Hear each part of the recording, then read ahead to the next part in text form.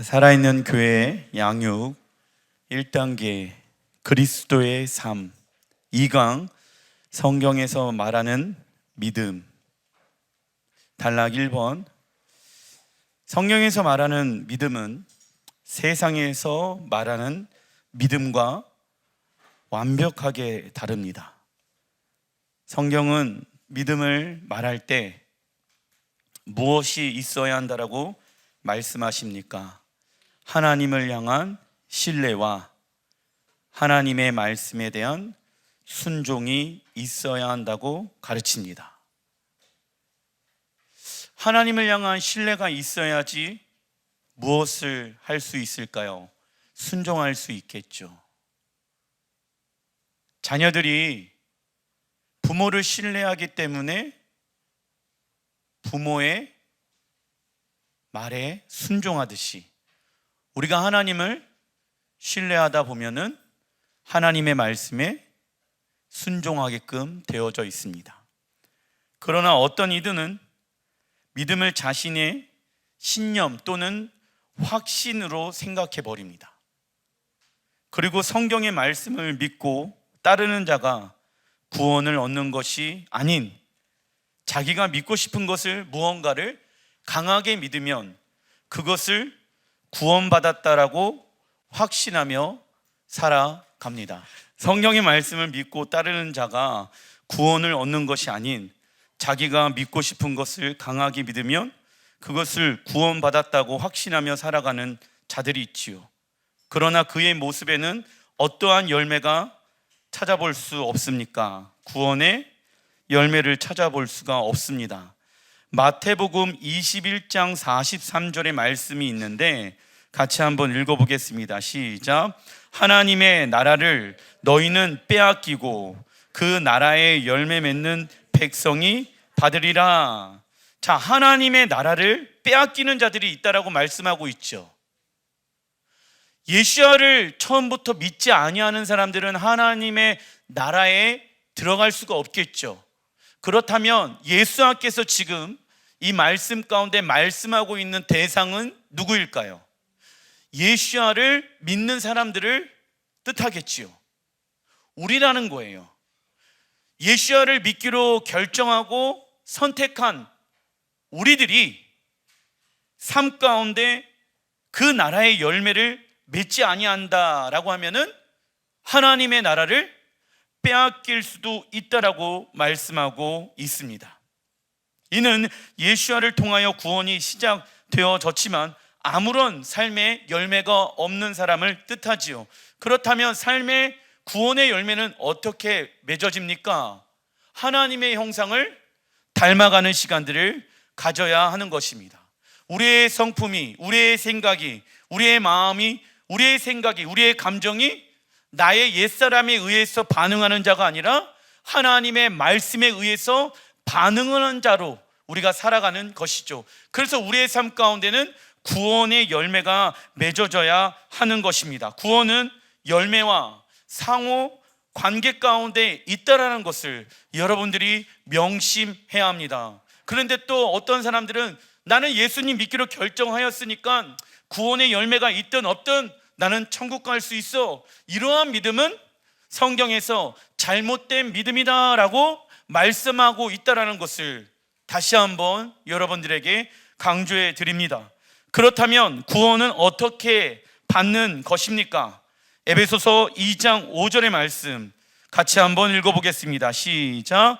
허물로 죽은 우리를 그리스도와 함께 살리셨고 너희는 은혜로 구원을 받은 것이니라. 자, 허물로 죽은 우리의 옛 자아, 죄인의 모습을 의미하지요. 우리를 그리스도와 함께 살리셨다. 그런 우리는 십자가에 죽었고 주님이 부활하셨을 때 우리에게 새 생명을 주셨다. 그리고 너희는 은혜로 구원을 받은 것이다 라고 말씀하고 있죠. 구원은 전적인 하나님의 은혜로 받는 것입니다. 할렐루야. 은혜란 무엇을 뜻합니까? 읽어보겠습니다. 시작. 하나님께서 우리에게 값없이 주신 예수와의 십자가입니다. 하나님이 우리에게 값없이 주시는 예수와의 십자가가 우리에게 은혜가 되어야 합니다. 그 십자가의 삶이 없다라고 하면은 그는 하나님의 은혜를 맛보아 알 수가 없지요. 우리가 은혜 받았다라고 했었을 때 그 은혜의 중심 가운데 예수와의 십자가가 있는지 없는지를 점검해 보셔야 합니다. 감정적으로도 은혜를 받을 수는 있습니다. 그러나 그 감정의 은혜가 우리의 삶 가운데 영향을 미치기 위해서는 내 삶 가운데 십자가가 있는지 없는지를 점검해 봐야 하는 것이죠. 그렇지 않는다라고 하면 그 받은 은혜는 감정으로 끝날 수가 있다라는 것을 우리는 알아야 하는 것입니다. 그렇다면 누가 하나님의 은혜를 알 수가 있을까요? 누가 그 하나님의 은혜를 받을 수가 있을까요? 자신이 죄인인 것을 아는 자입니다. 하나님, 나는 절망적인 존재였습니다. 나는 죄인이었습니다. 죄란 내가 주인된 삶을 살아갔습니다. 하나님, 내가 주인된 삶을 살다 보니까 삶의 결과가 문제가 오게 되어지면 나는 절망을 느끼고, 그리고 결국 인간의 죽음 앞에서 우리는 너무나도 하찮은 존재라는 것을 알게 되어졌습니다. 그러나 나를 절대 절망에서 절대 희망으로 건져내신 그 예수와를 나는 믿습니다. 그래서 우리가 신앙생활하면서 잊지 말아야 할 것은 무엇입니까? 하나님, 나는 죄인입니다. 하나님, 나는 하나님이 계시지 않는다라고 하면은 절망적인 존재입니다. 이것을 잊지 말아야 하는 것이죠. 그것을 잃어버리는 순간 그 하나님의 은혜가 너무나도 당연히 여겨지게 된다는 것을 우리는 알고 있습니다. 또한 구원은 살아계신 하나님의 아들인 예수야를 믿는 믿음으로 가는 것이라고 말씀하고 있습니다. 자, 구원에 대해서 성경은 두 가지를 말씀하고 있습니다. 첫 번째, 구원은 전적인 하나님의 은혜요. 두 번째, 구원은 믿는 믿음으로 말미암아 가는 것이다. 예수야를 믿는 믿음으로 말미암아 구원을 얻는 것이다. 두 가지 다 동시에 말씀하고 있다라는 것을 우리가 알고 있어야 합니다. 그래서 믿음이란 하나님이 하신 일과 앞으로 하실 일에 무엇으로 반응하는 것입니까? 전 인격적으로 반응하는 것입니다. 하나님이 하신 일과 앞으로 하실 일에 전 인격적으로 반응하는 것, 여기까지 인도하신 분이 하나님이시고 앞으로도 우리를 인도하시는 분이 하나님이십니다. 자, 이스라엘 백성들이 광야에서 죽지 않을 수 있었던 이유는 단 한 가지입니다. 그것은 여기까지 인도하신 분이 하나님이십니다. 이것을 고백했다라고 하면은 광야 1세대들은 광야에서 죽지 않았을 것입니다. 그러나 여기까지 인도하신 그 하나님의 은혜에 대해서 새까맣게 잃어버리는 거예요. 우리 또한 어느 때 하나님의 은혜를 잃어버립니까? 내가 처한 문제와 상황 가운데 있다 보면은 우리는 여기까지 인도하신 하나님의 은혜를 싹 다 잃어버리고 그 하나님이 없는 것처럼 말하고 행동할 때가 종종 있습니다. 하나님이 살아계신다라고 하면은 왜 내 삶 가운데 이러한 문제들이 왔을까? 여기에 집중하는 것이 아니라 무엇에 집중해야 합니까? 여기까지 인도하신 하나님의 은혜를 우리는 기억해야 합니다. 그런데 많은 이들이 무엇이 없기 때문에 그 하나님의 은혜를 기억하지 못할까요? 무엇이 없기 때문에? 믿음이 없으니까. 믿음이 없으면 문제 앞에서 여기까지 인도하신 하나님의 은혜를 고백하지 못한다고요. 그래서 입술 가운데 무엇이 나오기 시작합니까? 불평, 불만, 하나님이 없다고 부인하며, 그런데 과거가 하나님의 은혜로 여기까지 왔잖아요. 그것을 부인할 수 있습니까? 없습니까? 믿음의 히브리 원어를 보니까 에무나, 그 뜻은요, 같이 한번 읽어보겠습니다. 시작. 보이지 않는 믿음의 영역이 보이는 순종의 삶으로 나타나는 것을 말합니다. 다음은 믿음의 조건에 대해서 알아보겠습니다. 첫째, 무엇이 필요합니까? 하나님을 신뢰하는 마음이 필요합니다. 잠언서 3장 5절, 너는 마음을 다하여 여호와를 신뢰하고 내 명철을 의지하지 말라.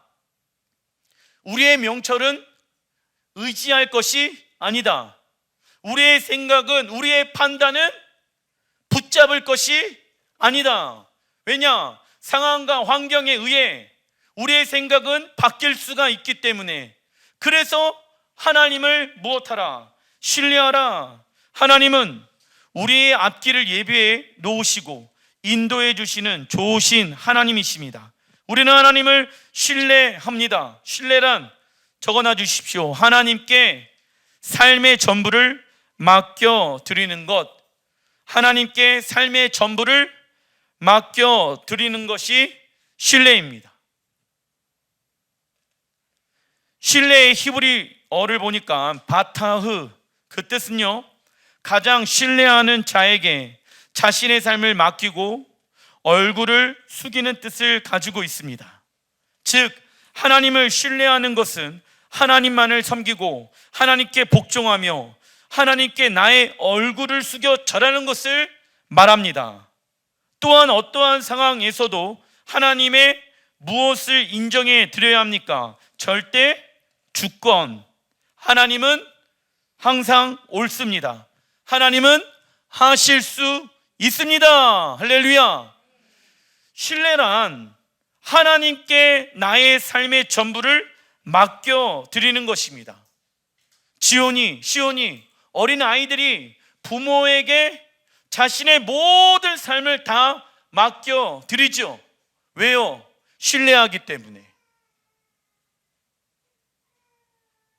신뢰하기 때문에 자녀들이 자신의 삶을 부모에게 다 맡기는 거예요. 그러나 머리가 점점 크다 보면은 누구를 신뢰하게 되어집니까? 자기 자신을 신뢰하고 친구들을 신뢰하고, 그죠? 돈을 신뢰하고, 그죠? 사람들을 신뢰하고, 그죠? 그런데 부모가 그 자식을 향한 신뢰의 마음과 어떻게 친구를 신뢰하는 마음이 같을 수가 있겠습니까?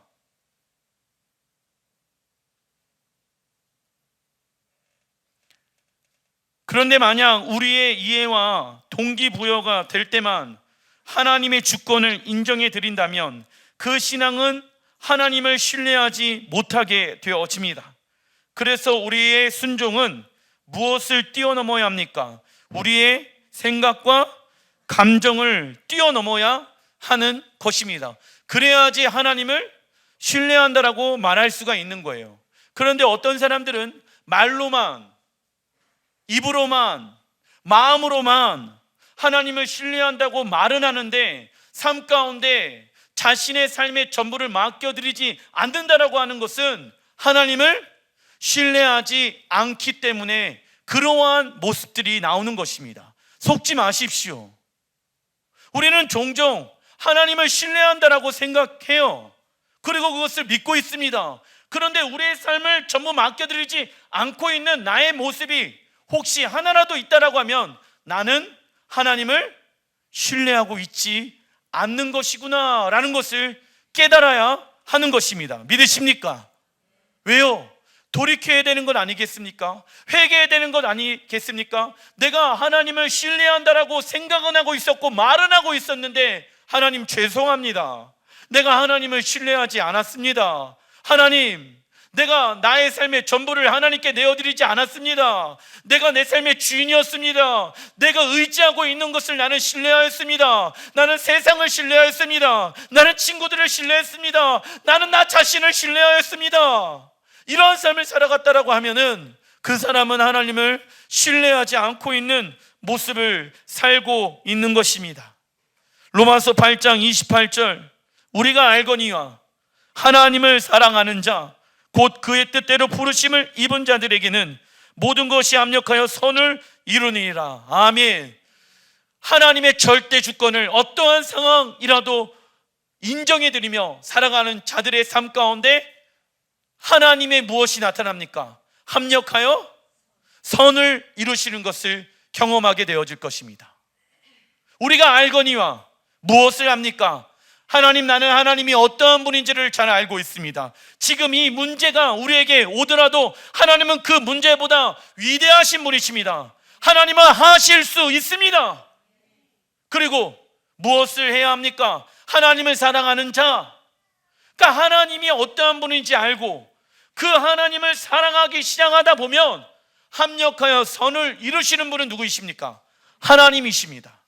우리가 그 문제를 해결하려고 하는 것이 아니라 우리가 해야 하는 것은 우리가 알거니와 하나님이 어떠한 분인지를 알며 하나님을 사랑하는 마음을 갖고 있다 보면 하나님의 모든 문제 앞에 합력하여 선을 이루시겠다라고 말씀하시는 분이십니다.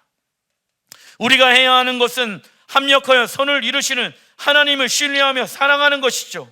이러한 과정을 무엇의 과정이라고 말합니까? 성화의 과정이라고 성경은 말하고 있습니다. 모든 문제를 하나님께 맡겨드리면서 하나님이 행하실 것을 신뢰하는 것이지요.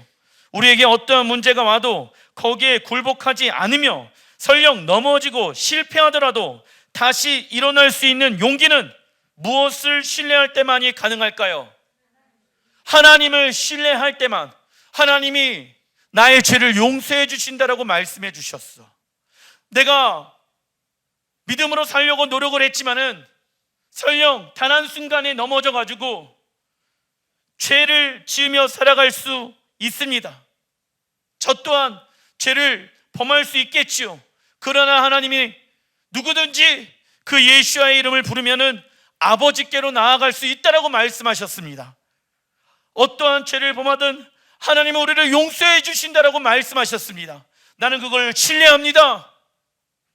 신뢰하여 아버지께 나가는 사람들은 하나님의 능력을 경험하게 되어지는 것이죠. 하나님의 계획을 신뢰한다면 그 계획이 나타나고 역사할 때까지 우리는 무엇을 해야 합니까? 인내해야 합니다. 하나님을 정말 신뢰합니까? 여러분들을 향한 가정과 직장과 삶에 있는 모든 영역 가운데 하나님의 계획이 있다는 것을 신뢰하십니까? 그런데 인내하지 않는다라고 하면 그것은 신뢰하지 않는 것입니다. 답이 빨리 오지 않아갖고 내가 원하는 대로 내 삶의 계획을 하고 내가 원하는 대로 내가 움직인다. 그것은 인내하지 않은 자의 모습입니다. 대부분 하나님은 바로바로 응답하지 아니하시고 시간을 두십니다. 그 시간 안에 하나님을 붙잡고 하나님을 의지하고 하나님을 사랑하는 시간들로 그 어려움의 시간들을 성화시키길 원하시는 것이죠. 그리고 그 문제를 이뤄내시는 분은 누구이십니까? 하나님이라는 것을 우리가 알길 원하는 것입니다. 급하게 어떠한 문제를 해결하려고 하지 마십시오. 인내하십시오. 참으십시오. 오래 참으십시오. 왜요? 그 안에 나의 뜻이 완벽하게 비워져야 하기 때문입니다. 급하다 보면 이를 그르치게 되어집니다. 급하다 보면 하나님의 계획과 반대로 움직이게끔 되어져 있습니다. 인내란 무엇을 뜻합니까? 읽어보겠습니다. 인생의 목적을 이뤄내기 위해 지속적인 실천의 삶을 사는 것을 말합니다. 인생의 목적이 무엇입니까? 하나님의 나라에 들어가는 것이죠. 우리에게 있어서 가장 큰 은혜는 우리가 하나님의 나라에 들어갈 수 있는 것입니다. 믿으십니까? 돈 주고도 살 수 없는 것이 구원입니다. 그 구원을 끝까지 이뤄내기 위해서 우리는 우리의 인내가 사용되어야 합니다. 다음은 믿음의 두 번째 조건인데, 둘째, 하나님께 순종하는 모습들이 필요합니다. 시편 91편 1절의 말씀 같이 한번 읽어보겠습니다. 시작. 지존자의 은밀한 곳에 거주하며 전능자의 그늘 아래에 사는 자여, 나는 여호와를 향하여 말하기를 그는 나의 피난처요 나의 요새요 내가 의뢰하는 하나님이라 하니라. 하나님의 권위 안에 있는 사람들은 무엇을 받게 되어집니까? 하나님의 보호 아래 있게 됩니다. 그래서 그 권위 안에 순종해야 하는 것이겠죠.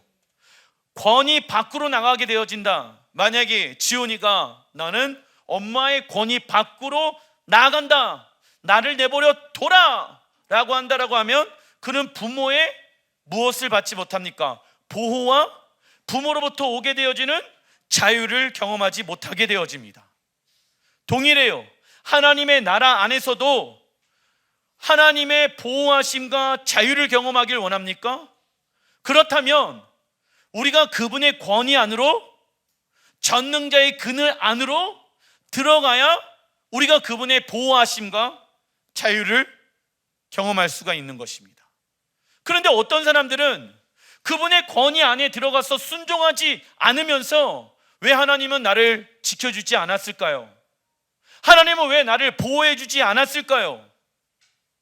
왜 하나님은 나에게 이런 어려운 일들을 주셨을까요? 하나님이 그 일을 허락하신 것이 아니라 본인 스스로 세상 가운데 묶이게 되어지는 것입니다. 하나님에 대해서 오해하지 마십시오. 어려움이 내게 왔었을 때 무엇을 생각해야 합니까? 나는 그분의 권위 안으로 들어가 있었는가를 먼저 생각해야 되는 건 아니겠습니까? 내가 믿고 싶은 대로 하나님이 조종당해서는 되십니까? 안 됩니까? 그런데 많은 이들이 하나님을 조종하려고 합니다. 그리고 하나님에 대해서 따지려고 합니다. 왜 하나님은 나의 기도에 응답하지 않으십니까? 하나님은 왜 나를 지켜주지 않으십니까? 이게 무슨 막말입니까? 하나님에 대해서 우리는 함부로 할 수 없는 자들입니다. 여기에서 초점은 무엇입니까? 나는 하나님의 권위 안으로 들어가 있었는가 없는가를 점검해 봐야 하는 것이지요. 물론 하나님의 권위 안에 들어가서 하나님의 말씀에 순종하다 보면은 우리에게 오게 되어지는 것이 있습니다. 그것은 무엇입니까? 고난입니다. 예수와께서도 고난을 통하여서 하나님의 말씀에 순종하는 방법을 배웠다라고 히브리서에 적혀져 있죠.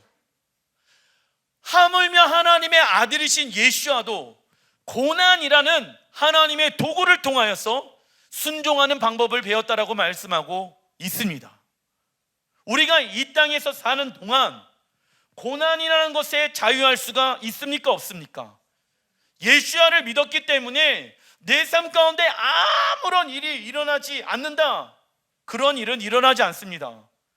그러한 것은 내가 믿고 싶은 대로 하나님을 믿고 있기 때문에 그러한 논리가 나오는 것입니다.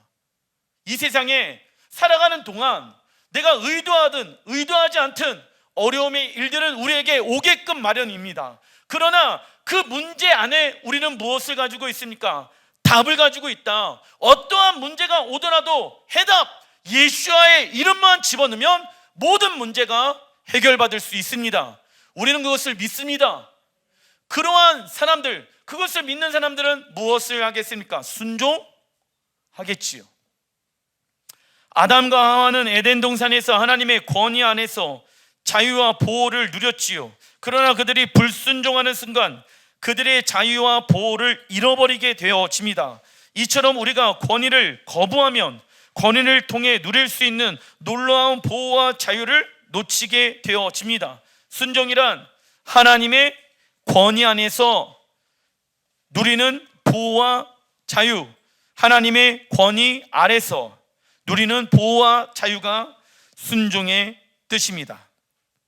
그러나 우리가 순종하기 위해서는 먼저 하나님을 신뢰해야 합니다. 그래서 우리의 믿음은 언제 성장합니까?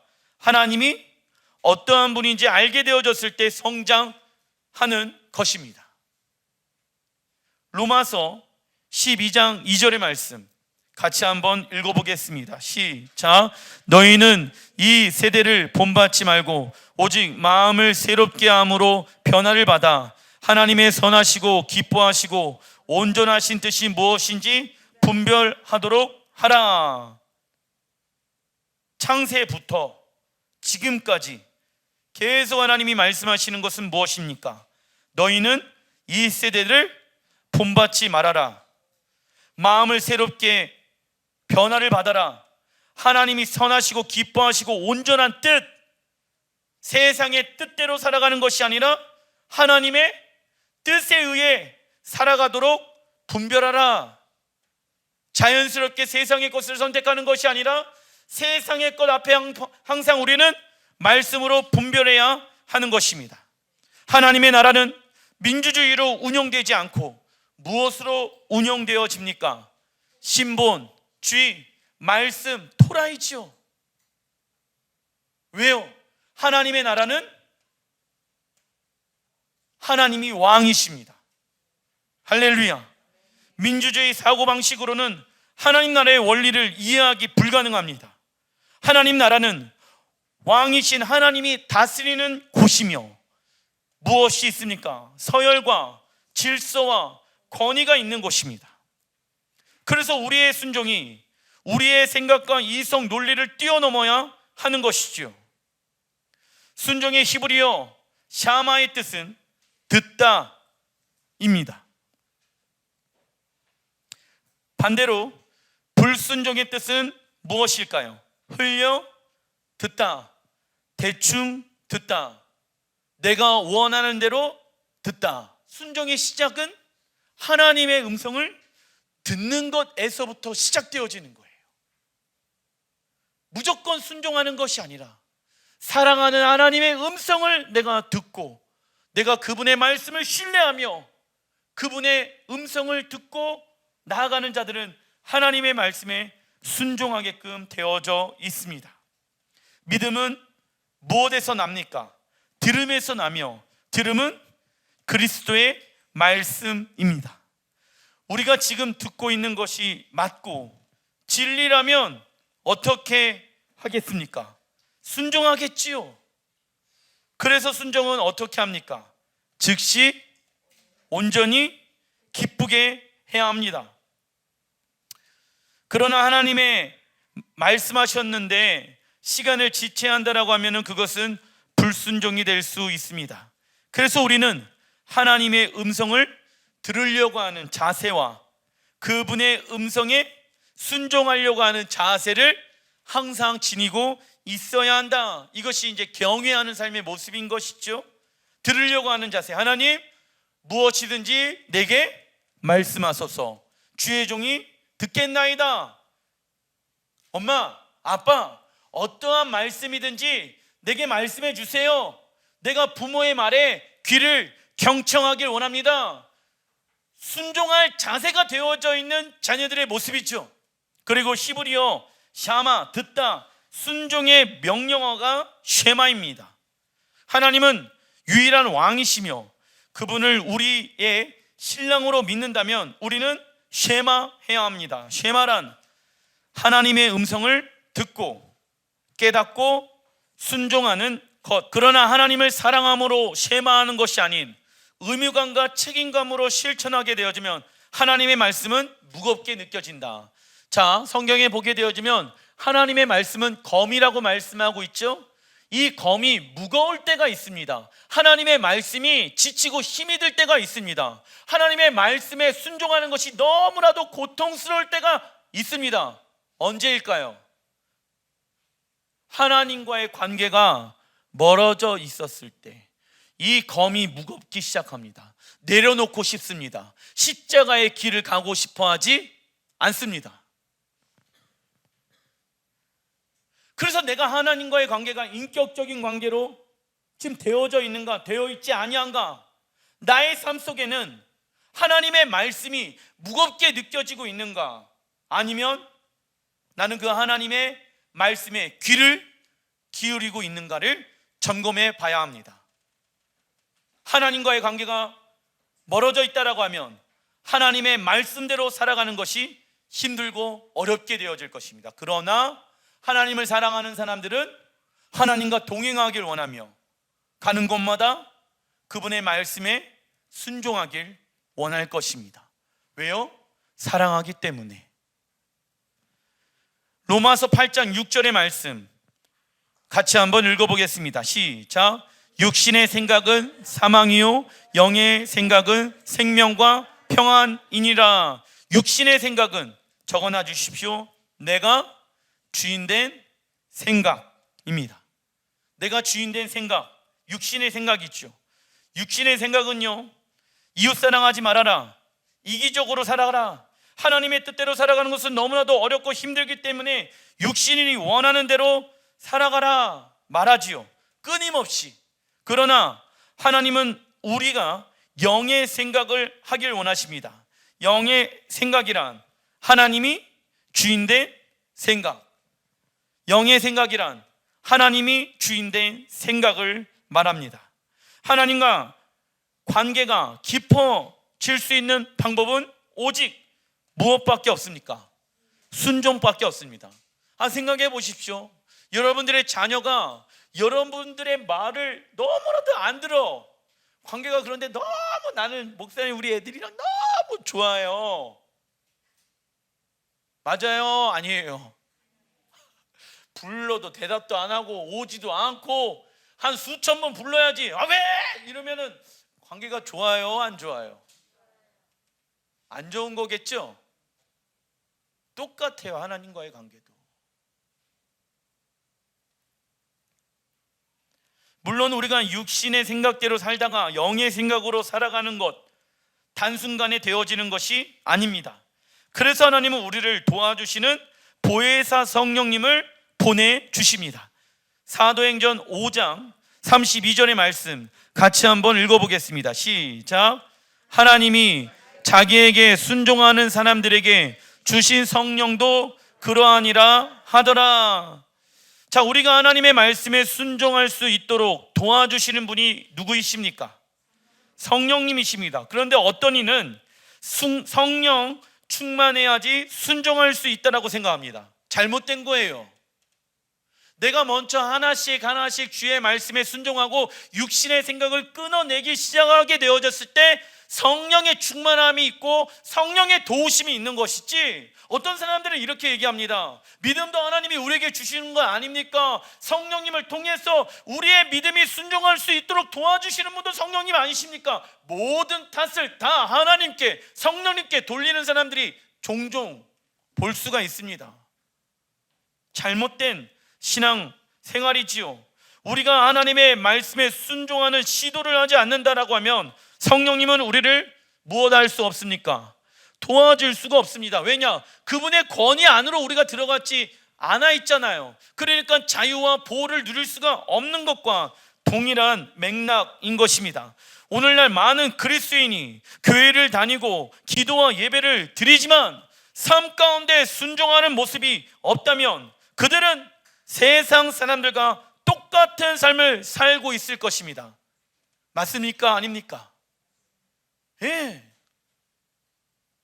세상 가운데 살아가는데 어떤 사람은 하나님의 말씀에 순종하려고 노력을 하고 애를 씁니다.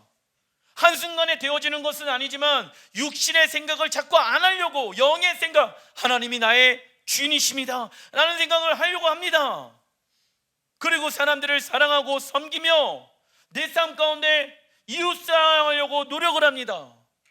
신앙생활은 교회에서 하는 것이 아니라 너희는 세상의 빛과 소금이니, 할렐루야.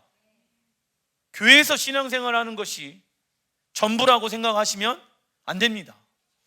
우리의 모습 안에 예수와의 형상을 닮은 모습이 있는지 없는지, 세상을 등지고 살아가는 모습들이 있는지 없는지 점검해 봐야 하는 것이겠죠.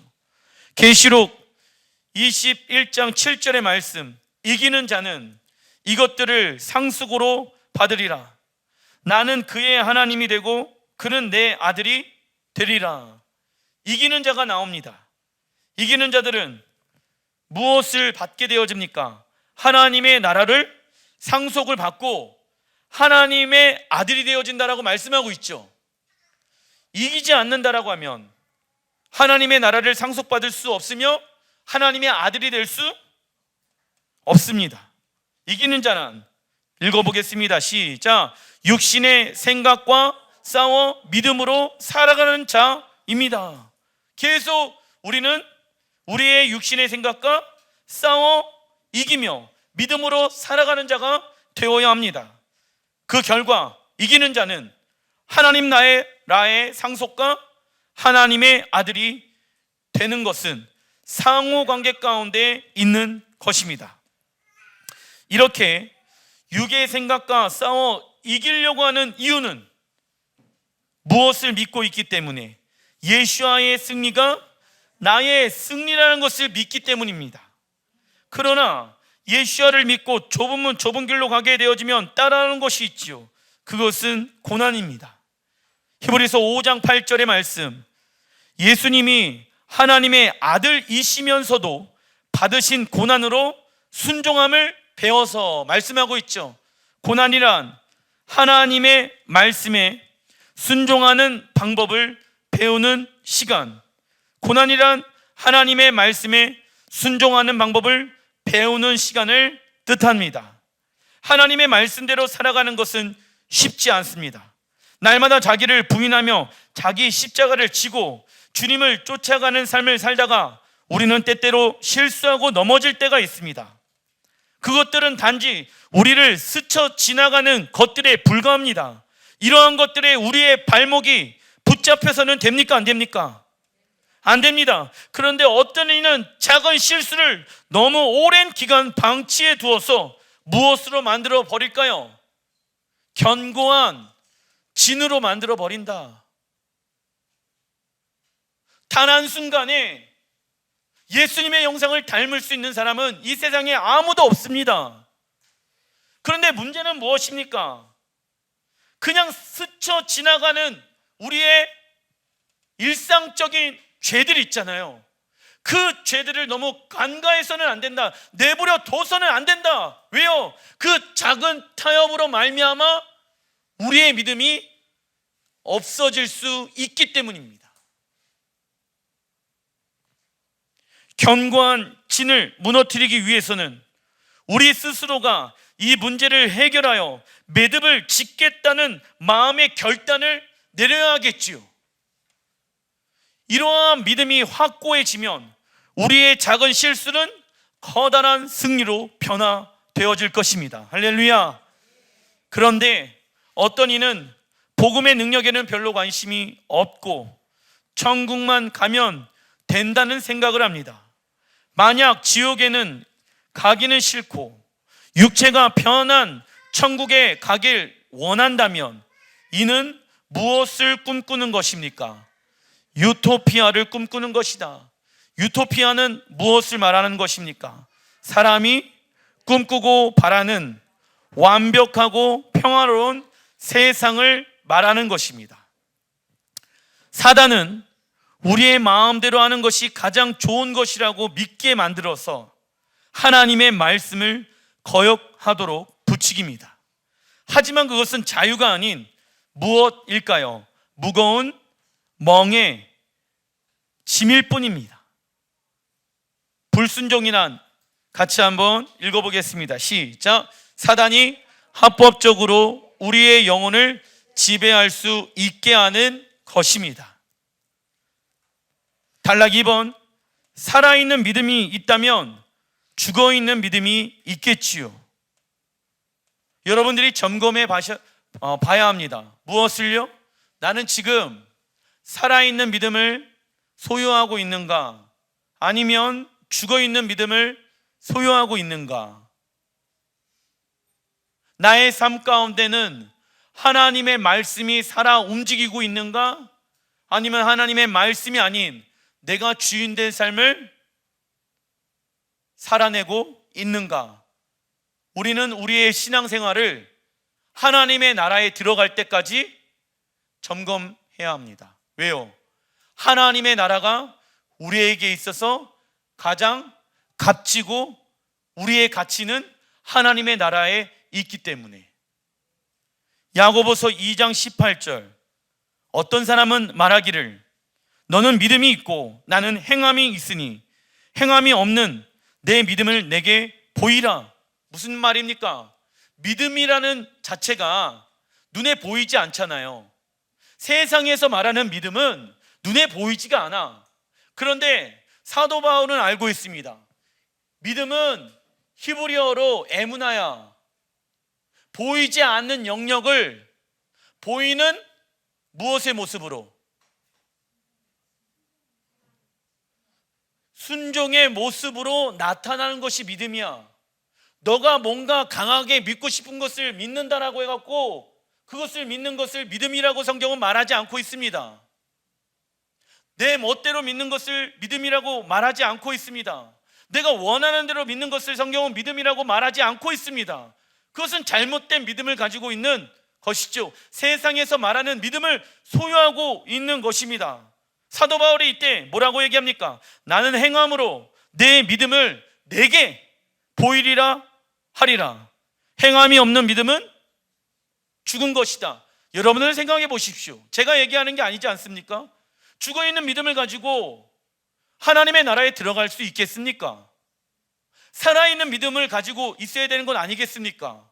내 믿음이 언제 죽었는지, 언제 살아나고 있는지를 우리는 점검해 봐야 합니다. 두 사람이 있는데 서로가 믿음이 있다라고 말합니다. 그런데 상대편이 봤을 때 입으로는 하나님이 살아계신다, 그분이 나와 함께 하신다고 고백은 하고 있어요. 그런데 전혀 믿음의 모습들이 보이지 않고 있는 것입니다. 성경은 그러한 믿음을 죽어있는 믿음이라고 말합니다. 야고보서 1장 22절 읽어보겠습니다. 시작. 너희는 말씀을 행하는 자가 되고 듣기만 하여 자신을 속이는 자가 되지 말라. 자, 듣기만 한대요. 아, 하나님의 말씀이 이런 거구나. 그런데 듣는 데 있어서 자기 스스로 주인된 생각을 합니다. 아, 이 말씀은 내가 들을 만한 것 같아. 그러나 이 말씀은 내가 듣고 싶지 않아. 뭐라고 말씀하고 있습니까? 듣기만 하여 자신을 속이는 자가 되지 말아라. 미혹의 영은 있다 없다? 미혹의 영은 무엇을 뜻합니까? 내가 틀렸는데도 불구하고 자기 스스로 맞다라고 착각하면서 살고 있게 하는 영이 존재한다는 것입니다. 많은 그리스도인들의 삶 가운데 저는 미혹의 영이 있다라고 봅니다. 착각하고 오해하고 있는 것이죠. 내가 무엇이 있다고, 믿음이 있다라고 오해하는 것입니다. 우리가 하나님의 말씀을 듣습니다. 그러나 순종하지 않으면 자신을 속이는 자가 되어버립니다. 그리고 심령과 생각 속에 미혹의 영이 들어오게 되어집니다. 우리에게 미혹의 영이 들어오면 예수와의 형상을 닮은 모습은 찾아볼 수 없고 무엇만 남아있게 되어집니까? 종교적인 행위 안에만 남아있게 되어지는 것입니다.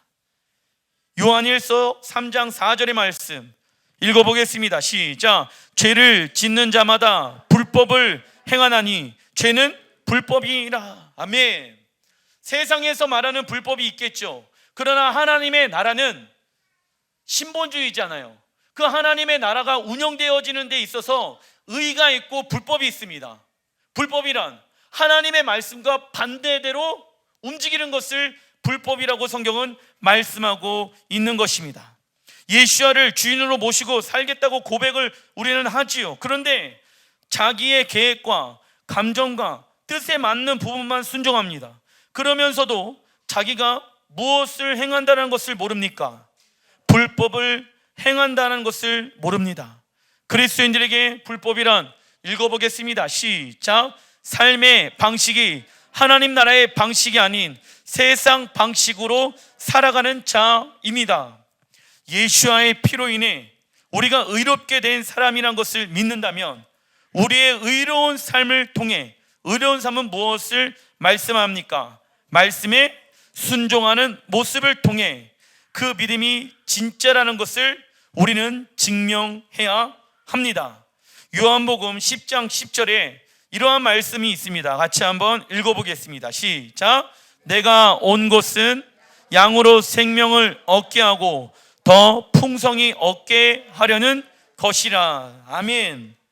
성경이 가르치는 그리스도 안에 있는 삶은 시간이 지나면 탈색하고 퇴색하고 생기 없어지는 것이 아니라 오히려 세월이 지나면 지날수록 더 깊어지고 더 맛이 나고 더 멋있어지는 것입니다. 그런데 수많은 그리스도인들이 열매를 맺지 못하는 이유는 무엇입니까? 믿음을 점검하고 있지 않아서이다. 왜 하나님, 나의 모습 가운데는 더 풍성한 삶을 누리지 못하고 있습니까? 내 삶은 왜 풍성하지 못합니까?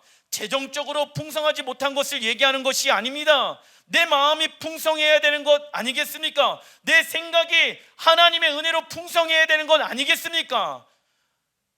외양간에 소가 없을지라도 나는 여호와로 말미암아 기뻐합니다. 그 기뻐하는 모습을 바라보면서 자녀들은 생각하겠지요. 우리 부모님은 왜 저렇게 기뻐할까? 세상 사람들은 좌절하고 절망하고 있는 이 순간 안에서 왜 우리 부모님들은 하나님을 향하여 기뻐하고 있을까? 우리의 삶 가운데 우리는 궁금증을 낼 수 있게끔 하는 자가 되어야 하는 것입니다. 그 안에 무엇이 있기에? 예수와의 생명이 있기 때문에 우리는 풍성한 삶을 살아갈 수가 있는 것입니다. 그런데 수많은 그리스도인들이 자신의 믿음을 점검하지 않고 있기 때문에 종교적인 모습은 있지만은 풍성한 삶이 없게 되어지는 것이죠. 누가복음 13장 23절, 어떤 사람이 여짜오되 주여 구원을 받을 자가 적으니까? 제자가 물어보는 거예요. 하나님, 예수님, 구원받는 자의 숫자가 적습니까? 그들에게 이르시되 좁은 문으로 들어가기를 힘쓰라. 자, 좁은 문으로 들어간다라는 것은 세상의 말에 의해서 움직이는 자가 아니라 하나님의 말씀에 의해서 살아가는 자를 뜻하지요. 그게 좁은 문, 좁은 길로 나가는 자입니다. 좁은 문으로 들어가기를 힘쓰라. 내가 너희에게 이르노니 들어가기를 구하여도 원하여도 너희들이 간절히 들어가길 원하더라도 못하는 자가 많으리라. 제자들이 예수께 주여 구원을 받는 자가 적습니까? 물어봅니다. 이때 예수와는 좁은 문으로 들어가기를 힘쓰라고 말합니다. 그리고 좁은 문으로 들어가기를 구하여도 들어가지 못하는 자가 많다라고 말씀하지요. 이 말씀의 뜻은 천국에 들어가는 것이 쉽다, 쉽지 않다. 그런데 너무 많은 사람들이 쉽다라고 오해하고 있습니다. 내가 그냥 믿고 싶은 대로 예수님 믿었으니까 내가 일주일에 한번 그냥 교회 나오면 되는 거 아니야? 오케이.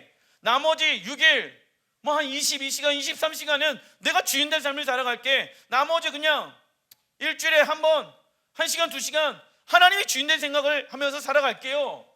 누가 주인입니까? 내 생명의 주인은 나잖아요. 그런데 어떻게 그 사람이 하나님을 믿는다라고 말할 수 있겠습니까? 그 믿음은 잘못된 믿음입니다. 천국에 들어가는 것이 쉽지 않습니다. 제가 얘기하는 게 아니라 예수님께서 직접 제자들에게 말씀하고 있는 말씀 아니겠습니까? 따라해 주시면 감사하겠습니다. 천국에 들어가는 것이 너무너무 어렵다. 세상의 관점으로는, 세상의 믿음의 관점으로는 그냥 믿기만 해. 너 죄 지었어? 그냥 교회 일주일에 한번 나갔고 죄 용서함을 받고 죄송합니다 주님 그렇게 하면 되는 거야. 그러면 어디 갈 수 있어요? 엉터리 가르침, 이런 엉터리 가르침이 어디 있습니까? 여러분들 그게 은혜입니까? 은혜란 값없이 우리에게 주어지는 십자가가 은혜 아닙니까? 내가 믿고 싶은 대로, 내가 원하는 대로 믿게끔 하는 것이 은혜입니까? 그 은혜가 아닙니다. 천국은 영원합니다. 믿으십니까? 물론 그 안에는 영원한 생명도 있고 육체의 아픔도 없고 정말 너무나도 좋은 곳이 천국일 것입니다. 그러나 우리의 육에 원하는 곳이 천국이 있기 때문에 가고자 하는 것이 아니라 나의 사랑, 하나님, 예수와 성령님이 계시기 때문에 내가 그분의 통치와 다스림 안에 거하며 우리가 이 땅에서 그분의 권위 안에 들어가면서 순종하는 이유가 무엇입니까? 하나님의 보호하심과 자유를 경험하기 위해서. 하나님, 내가 원하는 대로 지금까지 살아왔는데 나는 단 한 번도 진정한 보호와 자유를 경험한 적이 없었습니다. 나는 세상에 묶이면서 살았고 사람의 말에 의해서 살았고 그 안에 배신과 배반과 어려움과 내 안에 상처와 그리고 죽음이라는 문제 앞에 우리는 자유할 수가 없는 자입니다. 그래서 그분의 권위 안으로 들어가기로 내가 결정합니다. 그분의 권위 안에 들어가는 사람들은 하나님의 은혜와 하나님의 사랑과 하나님의 권능과 하나님의 능력을 경험하기 시작하는 것입니다. 왜 이렇게 살아갑니까? 미래의 하나님의 나라에 들어가더라도 우리는 그분의 권위 안으로 들어가 그렇게 살기 위함인 것입니다. 자동으로 되어지는 것이 맞다 아니다. 아닙니다. 이 땅에서 어떠한 연습을 해야 합니까? 예행? 연습해야지 진짜 실제가 하나님의 나라가 이 땅 가운데 임하게 되어졌을 때 믿음으로 반응하기 시작한다고요. 현재의 믿음이 살아있지 않는다라고 하면은 미래 가운데 천국에 들어갈 믿음도 존재하지 않는 것입니다.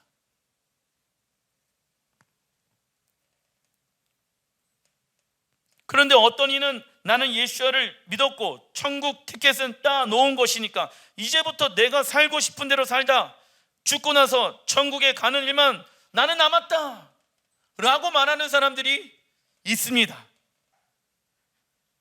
계시록 19장 8절 읽어보겠습니다. 시작. 빛나고 깨끗한 세마포 옷을 입도록 허락하셨으니 이 세마포 옷은 성도들의 옳은 행실이로다. 혼인잔치에 참여하는 성도들의 옳은 행실이란 무엇을 말합니까? 하나님의 말씀에 순종하는 삶입니다. 예수와는 우리를 사랑하셨기 때문에 십자가에 죽기까지 순종하셨습니다. 우리가 하나님을 사랑한다면 그 말씀의 순종으로 우리의 사랑의 표현들이 나타나야 하는 것입니다. 기도하겠습니다.